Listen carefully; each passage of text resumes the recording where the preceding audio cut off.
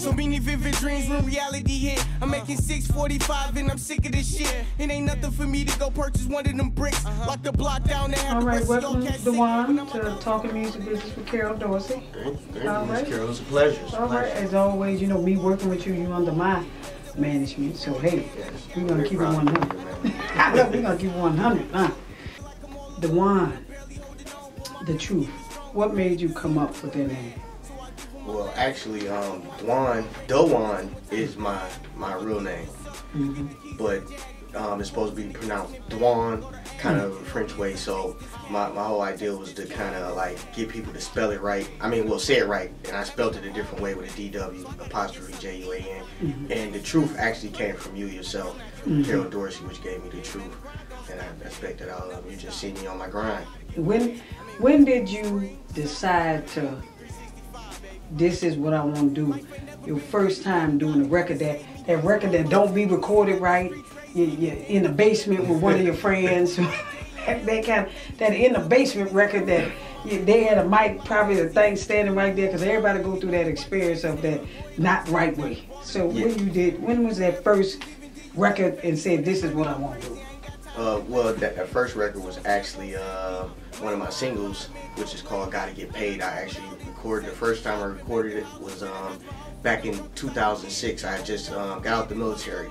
I was in the Marine Corps. I just got out the military. Yeah. So I just got EAS, and I bumped into one of my old friends, and he was just he was into the music thing heavy, and I really wasn't into it. And he played this beat for me, and from there it's like the beat took over my soul. So I wrote a real good song. And the recording, we recorded in his basement. And this guy had all the equipment, everything. It was just the only thing that was missing was an engineer. But we tried to do it ourselves, and it turned out so terrible. But to us, it sounded like the best hit in the world, ever. You know, that's how it goes. And it was actually trash, garbage. Trash, but you live and you learn. Yeah, that's what I'm saying. I want that first record. That was my first record. Yeah. And then once it was finished, what, y'all listened to it and what y'all was talking about? What the hell? Well, actually, to us, it sounded good in the basement. Till you try to put it in somebody's car, and the bass was just too loud, you can't hear the vocals. Now you like, well, let's go back and rethink this. You know, let's go back and try it, because we not sounding like the Jay-Z on the radio. We not sounding like Beyonce, so we gotta do something else. So it was really a sound quality thing. And it was terrible at the time. So, you know, I've grown since then. So when you was in the military, was this something you thought of doing? Yes, this is something I always wanted to do, but I didn't know how to put words together at the time. I was more delivery than anything. I had real good vocals. That's what made me want to be a rapper, or artist rather, is my vocals. But as far as putting words together, it just took me a long time to really get that part of me to come out to make a full song, a story, or something that you can understand what I'm talking about, rather than me throwing some words together. So it's something I always wanted to do. And just to meet people, like once I got out, I really started meeting people that was doing this. And I just kept at it, I never stopped. You kept on. It was not a slow pace, you got to me. That's right, you got to me. When you learned the difference between a 12 ball, 16 ball, 4 ball, that's them to get to the craft. Now you get into the meat and potatoes. Actually, it took me years to really count bars. I really didn't understand the concept. I would just write. Most of the beats was already made, you know, 8 bars, 16 bars. So I just went off the beat. And whenever the beat would change up to 16, I'm like, okay, that's it. That's no 16. Then I started maturing, and I started learning how to count bars and how to write bars, and it just made me being an artist even more extraordinary. You know, so that was around time I actually moved to DC, and I worked with a couple people in DC and Maryland. So that's when I really started meeting more people that was more educated than I was. Okay. You know, so I met a good engineer down there that helped me and taught me how to make beats, which actually got me on to learning bars. Okay. You know? Okay. Yeah, it's just about networking. Networking and meeting the right folks. And that's how I began to be educated. Other than meeting people, I've just been still in the basement thinking all these records was good, You know, then I wouldn't be able to approach anybody like you, you know, with something like that. Yeah, yeah. So you was getting, so that's good. So you traveled to different cities as you was in the military to, you know, you was gaining more experience for how to work your craft. Correct. Yeah, so that'll work. Money on my mind, in my hand, on my nine, I'm out hustling. Trying to sell a nick for a dime. Brought tears to my eyes and nerve me to my heart. See my sisters and my nieces and my nephews starve. It ain't shit at the hard in the soft one. When you came home, you came back to the D. What up the D? What side you from? Everybody, I gotta get it. Where you from? I grew up on the east side, but I'm west side. Okay. That's me all day. I'm really a west side nigga. So okay. Yeah. That's how I roll. Yeah. It's on the west. Yeah. West side good. is the best side, baby. Yeah. It's the cleaner side. Yeah, it's the cleaner side. Then you start, you know, you got here, you start going to the studio, correct, yes. and start working on music. Correct. Well, actually, it's another part I must say is that I had previously before you, I had a manager that used to manage me while I lived in DC, and I would fly back and I would do songs with him. Okay. And that's what really got me started on a professional level. He the one that taught me, well, you gotta go to a professional studio and record. Yes. You gotta have your stuff sound like this. You gotta have your words clear. You know, I gotta be able to hear you. You know, and that's when I understood that. Well, you gotta pay. You gotta pay. Yeah. You know, that's when I discovered, you know, if you want to sound good out here and you want to make it, you gotta pay. And you gotta have artists listen, they need to know that. Did you ever put out a record as you was going through, or you was just working? Well, I put out one record, which was the Mama song, which actually probably got me and you together because that's what I was trying to drop. And you probably seen that I was on my grind at the time, but I didn't know how to drop it the right way. Yeah, that was the whole thing. Like you can have a single, but you can't go out and talk to these DJs, and you can't go out and talk to these DMs out here, and everything.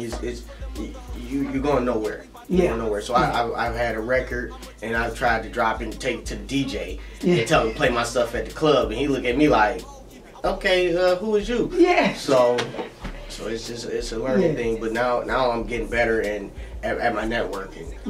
I'm able to talk to a DJ. You know what I'm saying? And not only I'm networked, I'm plugged in because I got you as my manager. Yeah. But also I go out and grind I go out and grind myself. Because I see that you are a grinder. I really look up to you. I can call you at 12:30. You still up? Yes, so, I do. I can't sleep. I can't sleep till we all be at the award show. You know, sometimes I like to call you on Sunday on purpose. Yeah, that's my off day. That's my only off day. Call my head. I just wonder why. I'm not working today. I'm not working.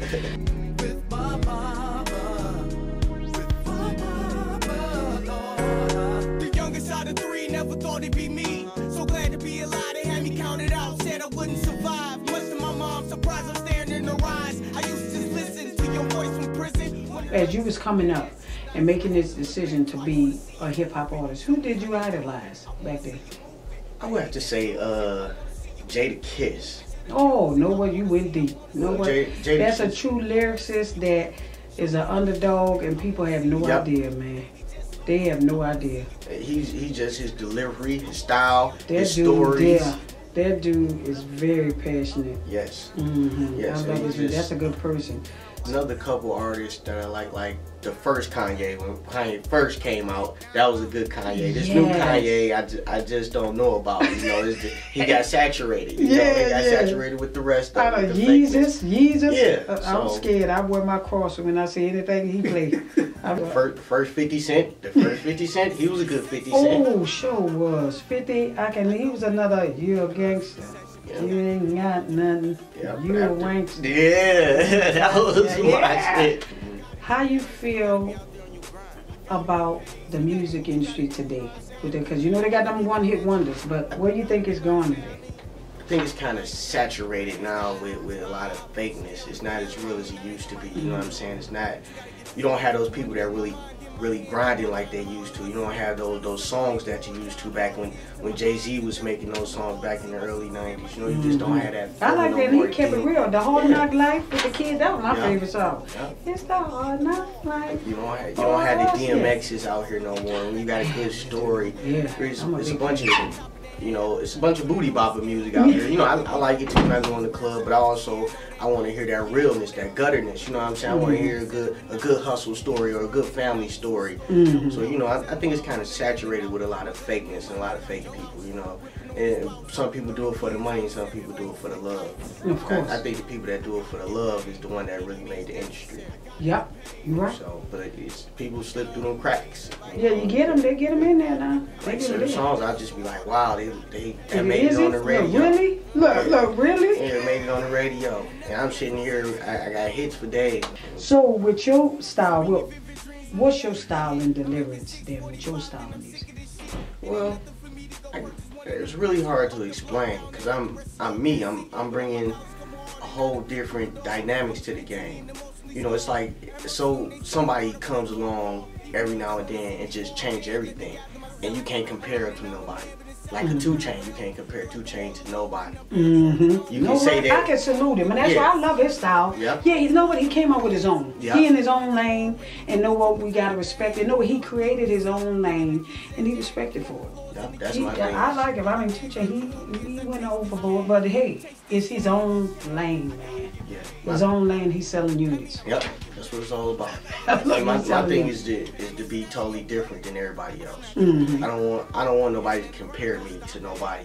I want you to go out there and say, well, you sound like Dw'Juan, or you sound like Dw'Juan. I want you know, you gonna compare other people to me. Set your trend. Yeah, that's so what we need. I want to be a trendsetter.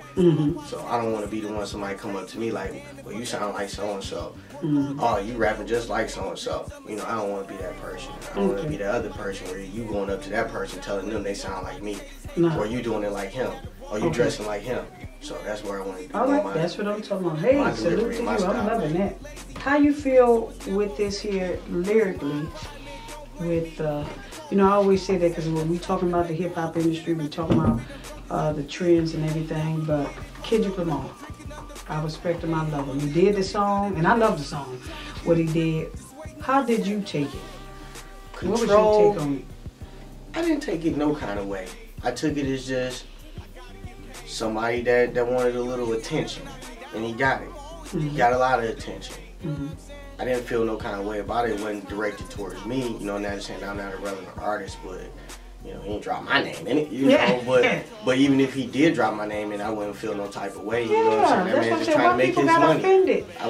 I never get offended over nothing like that. You know, he didn't come in my face and say it. You know, he said over track. Oh well. You know, you see me in the street and you got something to say then, it's totally different. But I would never get offended over somebody else's lyrics. That man got to make money just like I do. How did you take his lyrics? Because I said he spitted his ass off. Oh, I thought it was. He murdered, like he said, I'm murdering you niggas. And I thought it was the best verse of the year. Yes, you did. I thought it was the best verse of the year. And you know, people took it, criticized. They was mad. They was upset. I said, why is they criticizing the artist that lyrically delivered? Lyrically, he delivered across the board, and he said, no disrespect to y'all, but I'm murdering you niggas, and nobody did. So you took it well then. Yeah, I took it well. I mean, it's like, that made me work harder. Like, they think I took it as that the best verse of the year. Is that what they saying?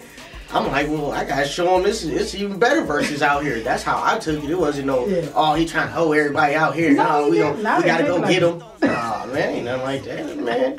He had the best verse of the year. And if you didn't think so, you make a verse.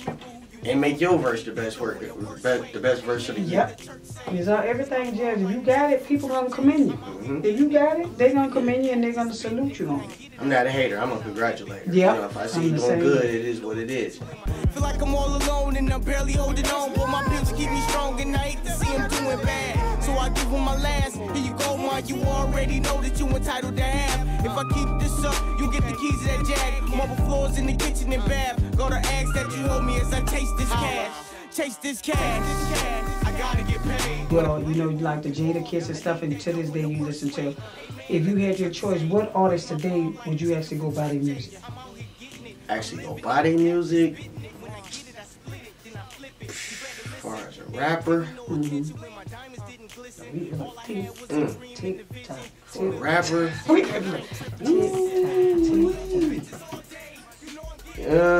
you know who I like? B.O.B. I love it. I will go buy his record. Yeah. Because you know his song come in the club, it's like they go wild.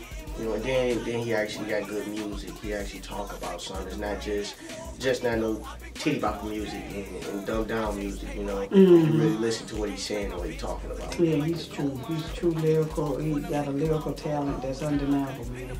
He another lyricist too, as far as like Kendrick Lamar. But you have to get his music to understand. He's not as aggressive as Kendrick Lamar, but he spit the same way. He really can do the lyrical talent on that level. Now we get into your music. You got your project you've been working on. You've been fine tuning it, fine crafting it for a year. We want to make sure we got the right music. Yeah, and getting it together. So, what's the title? So we can find out why we came up with that title. Cause I love it. Okay, well, the whole gossip column thing, because we're talking about the gossip column. I actually had two of them. I was gonna call it the gospel column and the gossip column. The gossip meaning that you speak about another person, but it's the truth. It's not just being a lie or that you trying to down somebody when you gossip. All gossip is not bad gossip. No, not at all. All gossip is just not. So once you understand the concept that the gossip is the truth, that's what I'm trying to put out there, is that basically it's all about the truth. The whole mixtape is gonna be about the truth, the things that's going on right now in the world or your hood, or you know, I'm gonna make the CD for everybody. Everybody. That's what I'm saying. The newspaper, special delivery. Yeah, it's gonna be for everybody. I might have a sports page in that one. You never know. So I'm gonna try to make it for everybody can listen to it. Your grandma can listen to it. Yeah. You know, it's always gonna be some kind of issue in my music that somebody. Some type of news being told. Yeah. Where every record there's gonna be a news. There's gonna be some gossip to talk about. Yeah. It's gonna be something to talk about.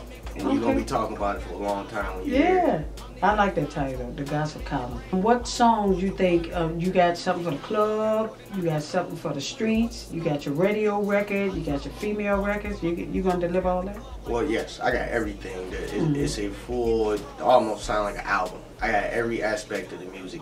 Right now I'm working on a couple tracks with GB, shout out to you, Cortez.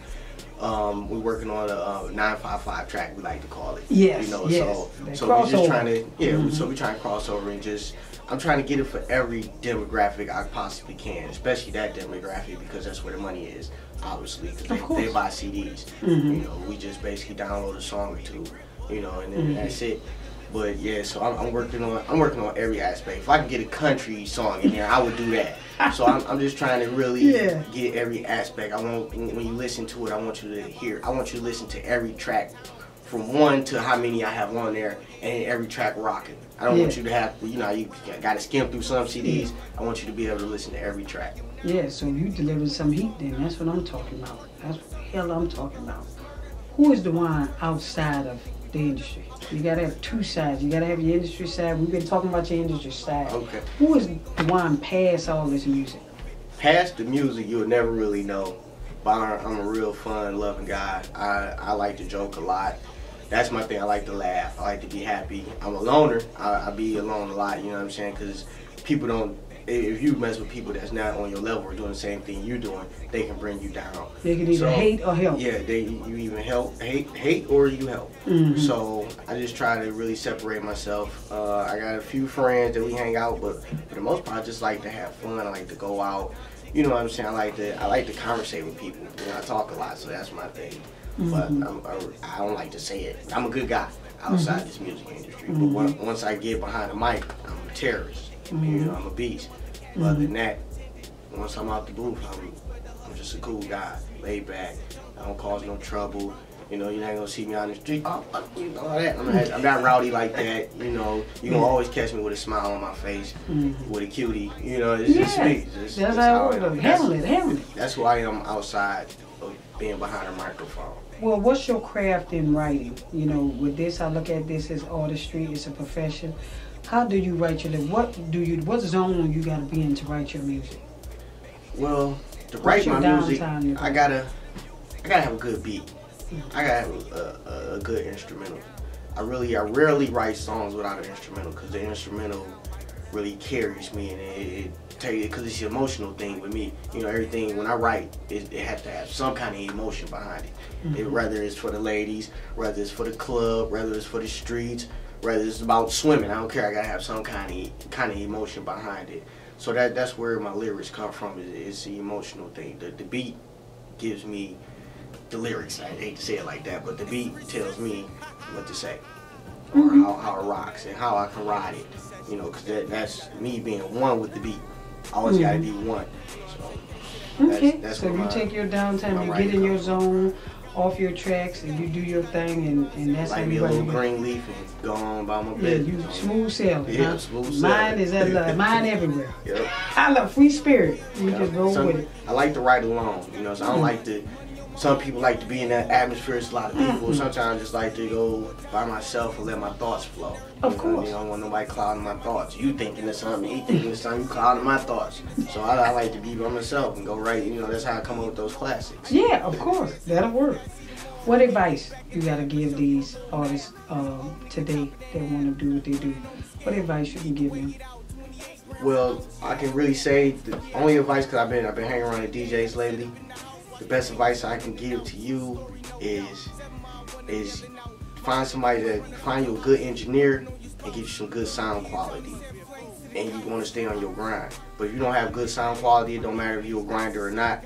They'll never hear your music if your sound quality not right. So you find you a good engineer, find you a good place to record, and find you somebody that makes some good industry beats like me. You know, holler at me for beats. Well, you can find me on Twitter at The Real Dw'Juan. You can find me on Instagram at The Real Dw'Juan. And you can find me on Facebook at Dw'Juan is the real me. That's DW''Juan. Dw'Juan, not Dw'Juan, Dw'Juan. Get it correct, people. Yeah. I just want to shoot out my family, my cousin with my main supporter, my cousin Blue, my boy Chris. Shout out to Mad Money Entertainment for just having me here. And you know, like, I just thank the world. You know what I'm saying? Thank the world, because I'm coming, baby. I'm coming.